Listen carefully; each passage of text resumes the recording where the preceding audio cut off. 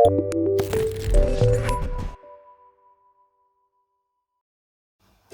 teman-teman, bertemu kembali dengan saya Dr. Rinaldo Alexander, spesialis penyakit dalam.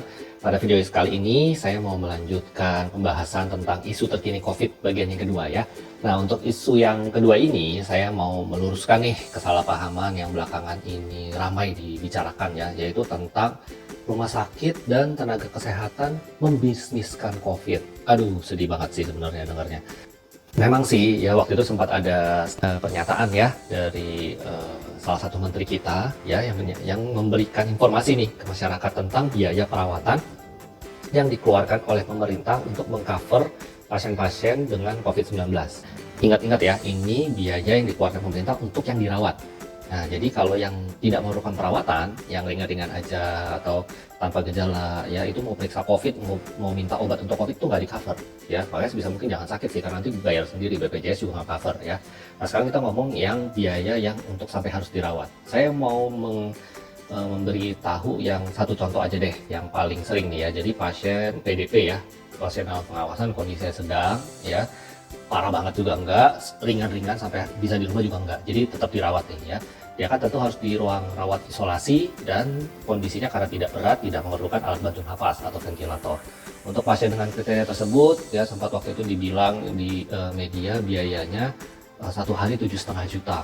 Wow, besar sekali kesannya ya kalau misalnya mendengar hal tersebut. Tapi mari kita lihat satu persatu, 7,5 juta itu sebenarnya cukup atau kurang? Atau memang untung besar nih rumah sakit nih dikasih segitu sama pemerintah. Pertama dari ruangannya dulu deh, ya dari ruangan ya. Ruangan isolasi bertekanan negatif itu tidak murah. Setahu saya sih ya, semurah-murahnya mungkin harganya sama dengan ruangan VIP. Bahkan ada yang lebih tinggi harganya dari ruangan VIP. Untuk pemeriksaan, coveran biaya segitu itu mereka juga mengharuskan banyaknya pemeriksaan yang harus kita lakukan, karena kalau nanti pada saat proses klaim ya, klaim supaya diganti itu biaya perawatannya yang sejumlah tadi itu kita harus menyertakan bukti, oh pasiennya memang dirawat terduga COVID, hasil pemeriksaannya ini. Nah, itu list pemeriksaan itu tuh banyak banget teman-teman. Periksa darah, ronsen paru-paru bahkan bisa 2-3 hari sekali. Belum lagi ada CT scan paru-paru. CT scan tahu sendiri, nggak ada di bawah 1 juta harga CT scan ya. Pemeriksaan darahnya pun macam-macam ya, mulai dari darah lengkap, Hb, trombosit ya, fungsi ginjal, fungsi liver, elektrolit, analisa gas darah, prokalsitonin yang harganya hampir 1 juta, kultur darah, waduh kultur lagi harganya juga dekat-dekat 1 juta. Itu semua dikerjakan. Selamat datang Pak, ada keluhan apa? Saya tidak ada keluhan apa-apa, Dok. Oh, tidak ada keluhan. Kalau begitu, ada keperluan apa Bapak datang kemari? Saya hanya ingin memberikan bingkisan ke dokter karena dokter telah menjalankan prosedur dengan baik. Mohon diterima. Oh, terima kasih Pak. Memang ini yang sudah lama saya tunggu-tunggu Pak. Wah. Baiklah, Dok. Saya permisi dulu, Dok. Baik Pak Ruden, terima kasih. Sampai jumpa.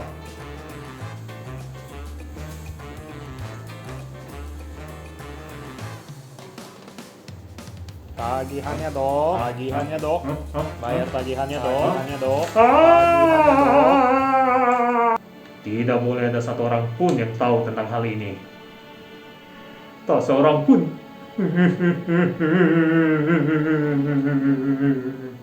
Contoh nih, pasien terduga COVID dirawat, terus dia punya diabetes, punya sakit jantung, ya kan? Nah, apakah misalnya pada saat dia lagi sakit karena COVID-nya, terus tahu-tahu gulanya tinggi, ya, terus jantungnya juga ngalami masalah lagi, apakah itu ditanggung sama pemerintah? Oh, tentu tidak, ya. Biaya untuk obat-obat yang terkait dengan diabetesnya, biaya yang untuk perawatan, pemeriksaan dan obat-obat terkait sakit jantungnya yang juga lagi kumat selain COVID-nya itu nanti akan mengikuti tarif BPJS. Jadi itu udah pasti defisit, gampang aja ngomongnya ya. Plus pemeriksaan segitu banyak yang diwajibkan yang harus dilakukan bagi orang-orang yang terduga COVID. Nah, sekarang obat. Nah, obat macam-macam, antibiotik, antivirus, obat anti radang, obat gejala-gejala, obat batuk, pilek, demam, segala macam, cairan infus, ya, kemudian APD. Apakah itu ditanggung pemerintah untuk biaya perlengkapan alat pelindung diri? Tentu tidak. Apakah dapat sumbangan dari pemerintah? Beberapa rumah sakit dapat, tapi apakah semua? Oh, tentu tidak. Andai kata ada yang dikasih sumbangan, apakah cukup? Saya rasa lebih banyak tidak cukup dibanding cukupnya. Jadi tetap rumah sakit harus mencari sendiri itu alat pelindung diri. Bahkan di beberapa rumah sakit swasta nih, ada biaya charge sendiri untuk alat pelindung diri, ya. biayanya itu bervariasi. Ada yang mulai 1 juta sampai 2 juta sehari hanya untuk mengcover alat pelindung diri petugas kesehatan. Bisa bayangin. Pasien COVID di PCR swab dan di rapid test. Udah pada nyari tahu kan harga rapid test sama PCR swabnya berapa kali? Berapa harganya maksudnya? Ya kan? Nah, PCR swabnya nih pas pertama kali dicek positif kan? Nah, berarti kan nanti harus ditunggu sampai selesai ya, sampai sembuh. Nah, untuk tahu sembuhnya gimana? 2 kali PCR negatif. Oh, bayangin. Berarti minimal 3 kali periksa PCR swab test kalau misalnya lancar tuh. Oh, tapi kalau misalnya diperiksa yang berikutnya, wah masih positif. Wah, nambah lagi PCR-nya beberapa kali. Silakan cari biaya PCR swab test sekarang berapa. Ya kan? Nah, terus biaya apa lagi nih? Oh ya, jasa medis tentunya ya. Jasa medis baik untuk gaji karyawan ya, tenaga kesehatan, perawatnya, dokter-dokternya ya. Saya harus bilang di sini bahwa ya, memang betul tarif konsultasi dan juga biaya visite ya, biaya dokter periksa ke ruang rawat untuk pasien-pasien COVID ini lebih tinggi dari biasanya. Tapi biasanya itu apa? Biasanya dibandingkan sama yang BPJS. Ya, kalau misalnya dibandingkan sama pasien non BPJS, entah itu asuransi atau pasien biaya pribadi, ya misalnya sekali visit ke ruang rawat, ya anggap spesialis antara 100 sampai 200 ribu lah kisarannya gitu ya. Nah, untuk isolasi COVID ini ya, untuk jaminan dari pemerintah kita dianggapnya sama dengan hanya seperti itu. Ya sekarang silakan kalian pikir kalau misalnya dengan tarif periksa atau visit segitu ya, dan dipaparkan dengan resiko setiap hari terkena ya, apa kalian mau gitu ya. Ya kalau kami itu merupakan bagian dari sumpah kami untuk melayani, ya mau nggak mau deh, mau dibayar mau nggak dibayar, ya namanya juga sudah bekerja, cuman kan sangat tidak manusiawi dong kalau misalnya tidak dibayar. Ya, ini kan tetap juga pekerjaan sama dengan yang lain ya. Jangan mempolitisasi profesi kedokteran maupun tenaga kesehatan yang lain seolah-olah kami ini bekerja tidak perlu dibayar. Oh jangan gitu dong, ini kan juga sama saja ya.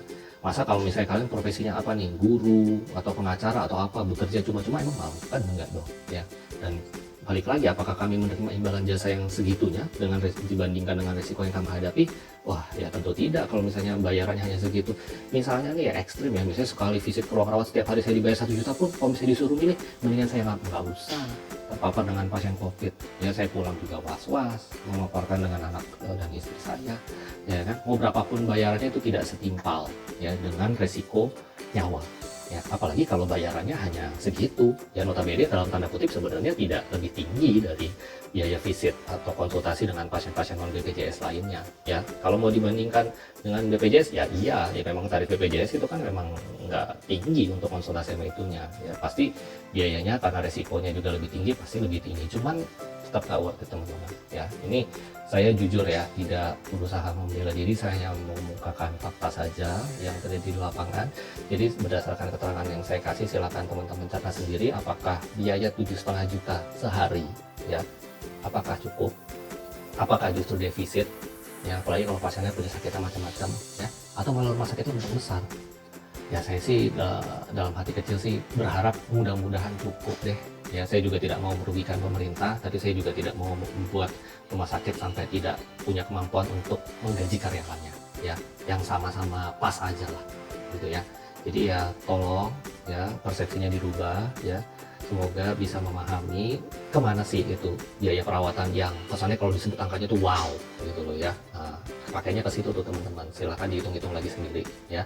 Oke, sekian ya tentang isu yang kedua ini. Sampai jumpa di video berikutnya, mudah-mudahan bisa mencerahkan dan membuat Indonesia cepat waras. Bye bye.